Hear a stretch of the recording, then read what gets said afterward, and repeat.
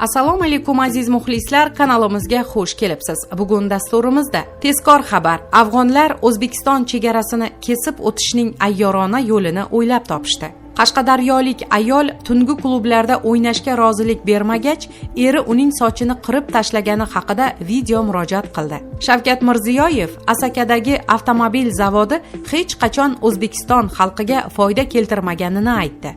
Tolibon Afg'onistonni qayta tiklashda yordam so'radi. Endi esa batafsil. Qashqadaryo viloyatining Qarshi shahrida yashovchi Marjona Rozmonova eri tomonidan tahqirlanganini, tungi klublarda o'ynashga rozilik bermagach, eri uning sochini qirib tashlaganini aytib video murojaat yo'lladi. Birozdan so'ng esa xato qilganini aytib, xalqdan uzr so'radi. Daryo muxbiri voqealar tafsilotini o'rganishga harakat qildi. 2019-yil 17-aprel kuni Rustam Usmonov ismli fuqaroga turmushga chiqqandim. Erim turmushimiz davomida menga ko'p zulm o'tkazgan, ammo hech qayerga murojaat qilmaganman. Oqibatda mana shunday ahvolda qoldim. U meni tahqirlab ustimdan kuldi. Homiladorman. Qolaversa, qo'limda 1,5 yoshli qizim bor. Hozirda momomning uyida yashayapman. Erim sochimni olib meni tahqirlashiga sabab u meni tungi klublarda o'ynatib pul qilishimni istadi. Ammo men erimga qizimiz katta bo'layapti. Tungi klublarda o'ynab yurishga uyalayapman. Sog'lig'im ham javob bermayapti. Homiladorligim sabab toksikoz ham bo'layapman deb tushuntirdim. Lekin u tungi klublarga bormasang, bunaqa ishni qilmasang, senga go'zallik nima kerak, soch nima kerak deb sochimni olib tashladi. Hatto pichoq tiradi, deydi video chiqishining sababi haqida gapirgan Marjona Rozmonova. Tahqirlanganini aytgan ayol biroz o'tib xato qilganini, yoshlik qilib turmush o'rtog'iga tuhmat qilganini aytib, dastlabki chiqishini rad etgan. Men yoshlik qilib kimlarningdir gapiga kirib shunday video murojaat qildim, ammo xato qilganimni angladim, deydi dastlabki chiqishini rad etgan ayol. Aniqlanishicha, ayolning dastlabki video murojaatidan so'ng uning turmush o'rtog'i Qarshi shahar ichki ishlar boshqarmasiga chaqirilgan. Tahqirlanganini aytgan ayol Daryo muxbirining balki turmush o'rtog'ingiz javobgarlikdan qutulib qolishi uchun bor haqiqatdan tonayotgandirsiz. Aslida tahqirlanganingiz rostdir deya bergan savoliga, aslida erim meni avvalgi yengil-yelpi hayotimdan qaytarishga uringani uchun shunday qildi. Men esa unga shu yo'l bilan ko'rsatib qo'yishni istadim va xato qilganimni bildim, deya javob berdi. Marjona Rozmonovaning turmush o'rtog'iga ko'ra, xotini turmushidan avval tungi klublarda ishlagan. Ularning tanishishi ham tungi klublarda bo'lgan. Xotini menga turmushga chiqishdan avval tungi klublarda o'yinchilik qilgan. Bizning tanishishimiz ham tungi klublarda bo'lgan. To'ydan keyin ham u o'sha hayotini qumsadi. Tungi klublarda o'yin kulgu qilib yurishni istadi. Men buni rad etdim. Ammo qanaqadir bahonalar topib, tungi klublarga borib kelishni odat qildi. So'ngra imkonsizlik sabab ruxsat berdim. Ammo faqat o'zimizning restoranda raqsga tushasan deya talab qo'ydim. U esa bunga ko'nmadi. Shunda u bilan kelishib sochini olib tashlashimni, shunday qilsam bu ishni yig'ishtirishini aytdim. U ham rozi bo'ldi. Ammo keyin kimlarningdir gapi bilan bu gapidan qaytdi va menga tuhmat qilib video chiqish qildi, deydi jabrlanganini aytgan ayolning turmush o'rtog'i. Ma'lum bo'lishicha, erining taqiqloviga qarshilik bildirgan ayol hafta 10 kunlab uyidan qochib ketadigan odat chiqargan. Oxirgi marotaba bir hafta yo'qolib ketdi. Qizim ham mening qo'limda qoldi. Juda ham qiynaldik.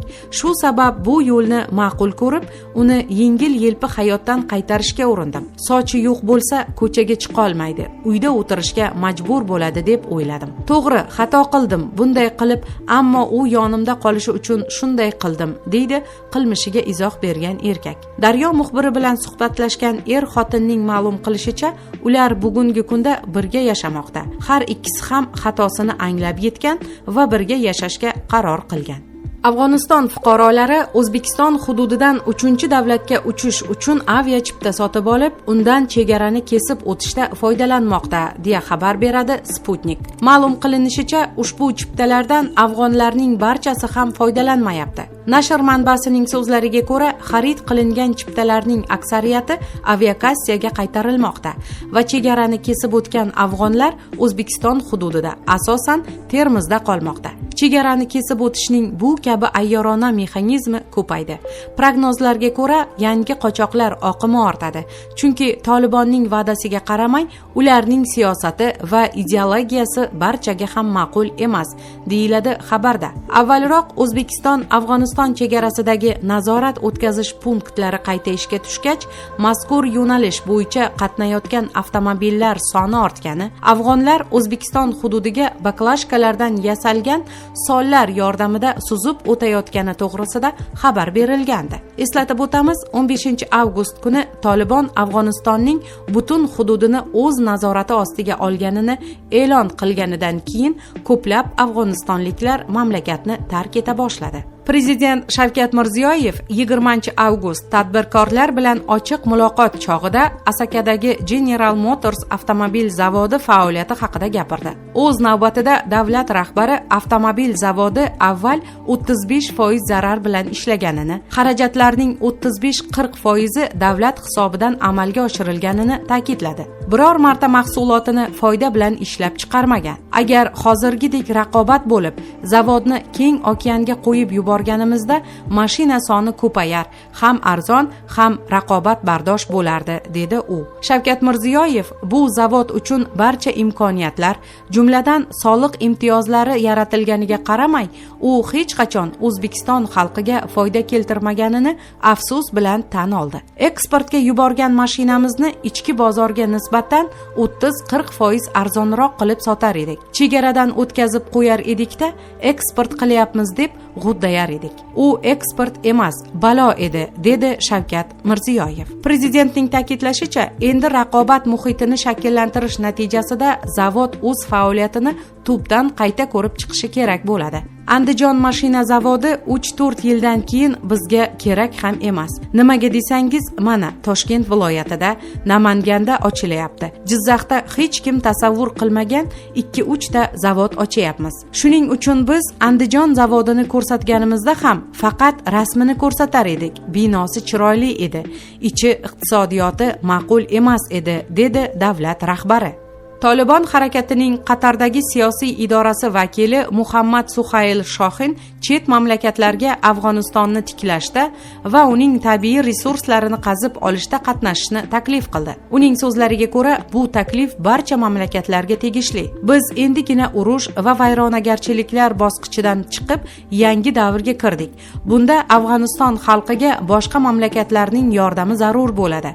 Ular bizga sog'liqni saqlash, infratuzilma, ta'lim va boshqa sektorlarda yordam berishi kerak. Ular kelib bizning tabiiy resurslarimizni qazib olishi mumkin, dedi Muhammad Suhayl Shohin. Uning ta'kidlashicha, harakatning taklifi barcha mamlakatlarga qaratilgan bo'lib, Tolibon Afg'oniston tarixidagi shunday qiyin bir paytda har qanday davlatning yordamini qadrlaydi. Avvalroq Tolibon BMTdan mamlakatda qolishni va insonparvarlik faoliyatini davom ettirishni so'ragan edi. BMTning Afg'onistondagi gumanitar masalalar bo'yicha koordinatori Ramiz Alakbarovning ta'kidlashicha, tashkilot Tolibon bilan aniq kelishuvlarga ega emas. Bu orada Tolibon ba'zi afg'onistonlik amaldorlarni hibsga oldi. Mamlakat sobiq hukumatining ba'zi vakillari oila a'zolari xabar qilishicha, qarindoshlari g'oyib bo'lgan yoki Tolibon tomonidan qo'lga olingan.